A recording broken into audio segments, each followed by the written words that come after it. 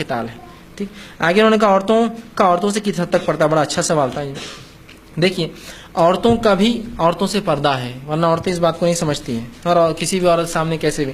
اس لیے کہ سورہ نور کی اگر آپ تفصیلات دیکھیں تو اس کے اندر آتا ہے تمہاری میل جول کی عورتوں کے، میل جول کی عورتوں سے پردہ نہیں ہے آپ کو، لیکن وہ عورتیں جو میل جول کی نہیں ہیں آپ کی. آپ سورہ نور اٹھائیے، اس 31 نمبر کی آیت کو تفصیل پڑھیے آپ.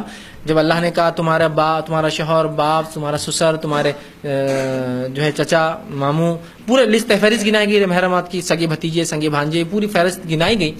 اور پھر کہا گیا تمہارے غلاموں کے، مرد غلام جو ہوتے ہیں کام کرنے والے، وہ آ جا سکتے ہیں گھر میں، اور میل جول کی عورتوں کے، اور ایسے بوڑھے غلام جن کی مطلب نکاح کی کوئی خواہش باقی نہ رہی ہو. تو میل جول کی عورتیں کیوں کہا اللہ نے ان کے سامنے آپ پر جو ہے صرف مطلب برقعے کی ضرورت نہیں، میل جول کی عورتیں.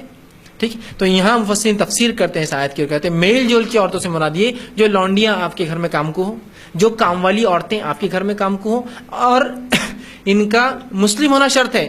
غیر مسلم کام والی کے سامنے مسلمان اور زینت کے ساتھ نہیں آ سکتی، معلوم، اس لیے کہ ڈر ہے اس کی خوبصورتی کی باتیں جا کر پورے محلے میں بولیں گی، اتنی اتنی خوبصورت ہے، اتنی خوبصورت ہے. سمجھے آپ؟ اس سے کیا ہوگا؟ ان نیسسری آپ پر ایک پریشر ڈیولپ ہوتا ہے، اور آپ جانتے ہیں خوبصورت لوگوں کا خوبصورت ہونا بھی مشکل ہو جاتی ہے دنیا کے اندر، ہے نا.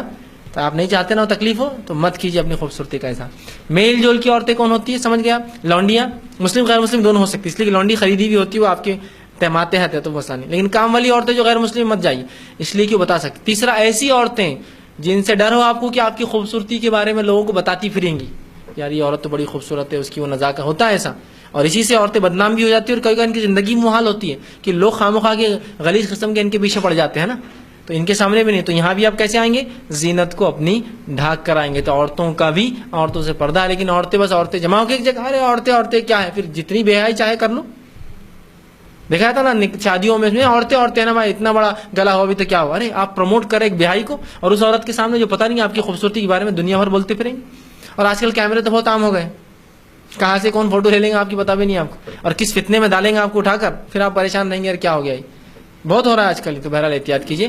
تو عورتوں کا بھی عورتوں سے پردہ ہے، جو آپ کی میل جول کی عورتیں ہیں، گھر میں کام کرنے لونڈیاں ہیں، ایسی کام والیاں مسلم ہو، پرہیزگار ہو، جو آپ کی خوبصورتی دوسروں کو نہ بتائے، ان سے آپ کو پردہ نہیں. ورنہ غیر مسلم کام والیاں، غیر مسلم جو عورتیں آپ سے میل جول کی آتی ہیں ان کے سامنے میں نہیں، اور ایسی عورتیں جن کو آپ پہچانتے نہیں، یا جو آپ ڈر ہے کہ جو آپ کی خوبصورتی کی تعریف لوگوں کے سامنے کریں گے نا. محفلوں میں ہوتا ہے نا، بہت سی عورتیں آتی اس لیے کہ لڑکیوں کو دیکھنا کون سی لڑکی اچھی ہے بچے کے لیے، تو آپ کی خوبصورتی کی تعریف کریں گے باہر جا کر، تو آپ ان کے سامنے برقعے میں رہیں گے، پھر تو بولتے پھریں گے نا وہ تو ایسی ہے، فلاں ہے، اچھی گوری ہے، دکھنے میں فلاں ہے. اور آج کل تو معاملہ خوبصورتی کا بڑا عجیب و غریب ہے، ہر چیز ناپی تولی جاتی ہے شادی سے پہلے، وہ سب دیکھ کر آپ کی خوبصورتی دنیا بولتے پھریں گے وہ ایسی ہے، وہ ایسی ہے، وہ ایسی. تو اس سے اچھا ہے کہ آپ صرف اپنی میل جول کی عورتوں کے سامنے آئیں بغیر پردے کہ باقی سب کے سامنے آپ، ہاں وہ جو ہاتھ آپ کے کھلے ہوتے ہیں عورتوں کے سامنے، چہرہ آپ کا کھلا ہے، پیر، وہ تو کوئی مسئلہ نہیں، لیکن اپنی زینت، خوبصورتی، اپنے عام جو کپڑے آپ اچھے پہنے ان کے سامنے مت آئیں. ایک اپرون گھر میں رکھے، کوئی آیا ایسا کہ اپرون ڈال لیا، اسکارف ڈال لیا، بات چیت کیجیے، اندر گئے نکال کے رکھ دیا. ٹھیک ہے. تو عورتوں کو بھی عورتوں سے پردہ ہے. وآخر دعوانا الحمدللہ رب العالمین. سبحان